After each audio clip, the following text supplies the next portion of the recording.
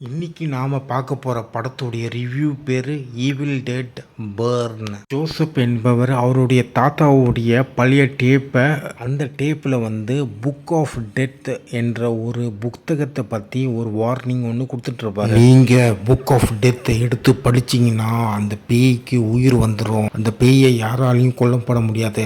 அந்த பேயை கொலை பண்ணணும்னா ஒரு கத்தி இருக்குது. அந்த கத்தி மூலமாக தான் அந்த பேயை கொலை பண்ண முடியும் அப்படின்ட்டு அந்த டேப் ரெக்கார்டில் அந்த வாய்ஸ் பேசிகிட்டு இருக்கும். அந்த டேப் ரெக்கார்டரை கேட்டுட்டு இருந்த ஜோசப்பு அவருடைய பெண்ணை கீழே விழுந்துடும். கீழே போய் பெண் எடுக்கும்போது அதில் ஒரு ரகசியமான ஒரு பாக்ஸ் இருக்கும். அந்த பாக்ஸை எடுத்து பார்க்கும்போது அவர் அதிர்ச்சி ஆகிடுவார். ஏன்னா அந்த டேப் ரெக்கார்டரில் சொன்ன பொருள் அந்த பாக்ஸில் இருக்குது. நீ அந்த பேயும் தண்ணிக்குள்ளே இருந்து கண்ணு முழிச்சிக்கும். அந்த பேய் கண்ணு முழிச்ச பிறகு அந்த லேக்கில் 2 பேர் மீன் பிடிச்சிட்டு இருப்பாங்க.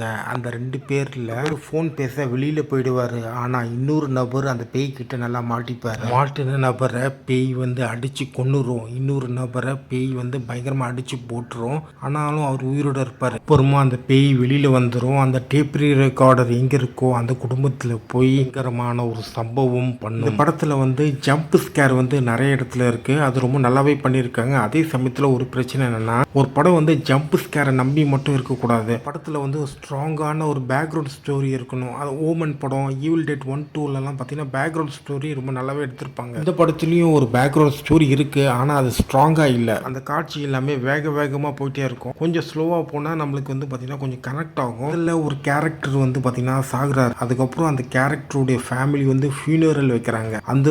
அதுக்கு ஒரு கனெக்ஷன் ஒன்று காமிக்கிறாங்க. அதுக்கப்புறம் அந்த ஃபியூனரலில் பார்த்தீங்கன்னா அந்த இறந்த நபருடைய ஆவி வேற ஒரு நபருக்குள்ளே போகுது. அதுக்கப்புறம் அந்த இறந்தவங்களுடைய ஃபேமிலி ஒரு வீட்டுக்குள்ளே போகிறாங்க. ஸோ இந்த மாதிரி இப்போ போகும்போது பார்த்தீங்கன்னா கொஞ்சம் ஸ்டோரி கொஞ்சம் எல்லாம் வேகமாக போயிட்டே இருக்கும். ஒரு இடத்துலேருந்து இன்னொரு இடத்துல ட்ராவல் ஆகிறாங்க. கிட்டத்தட்ட ஒரு 3-4 இடம் காமிக்கிறாங்க. டிஃப்ரெண்ட் பிளேஸுக்கு போகிறாங்க.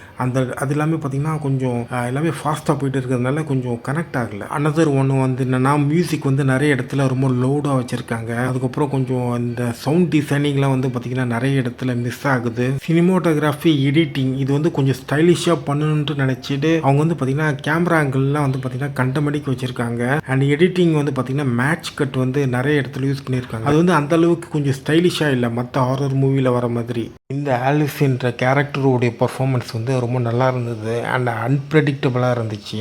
இந்த சூசன் கேரக்டர் ஒரு காம்ப்ளெக்ஸாக இருந்துச்சு. இவங்க கொஞ்சம் கெட்டவங்களாகவும் காமிக்கிறாங்க, அதுக்கப்புறம் நல்லவங்களாகவும் காமிக்கிறாங்க. ரொம்ப அன்பிரடிக்டபிளாக இருந்துச்சு. அண்ட் ரொம்ப நல்லா இருந்துச்சு. இந்த படத்தில் பார்த்தீங்கன்னா ஒவ்வொரு கேரக்டருக்கும் ஒரு சில சாய்ஸ் இருக்கும். அதில் பார்த்தீங்கன்னா ஒரு சில கேரக்டர் பார்த்தீங்கன்னா டிமோன் பக்கம் சாஞ்சிருவாங்க. ஒரு சில கேரக்டரைசேஷன் பார்த்திங்கன்னா ஓரளவுக்கு நல்லா தெளிவுபடுத்தியிருக்காங்க. ஆனால் நிறைய விஷயம்லாம் பார்த்திங்கன்னா ஹரீடாக பண்ணியிருக்காங்க. அதுதான் அந்த படத்தில் ஒரு மிகப்பெரிய பிரச்சனை.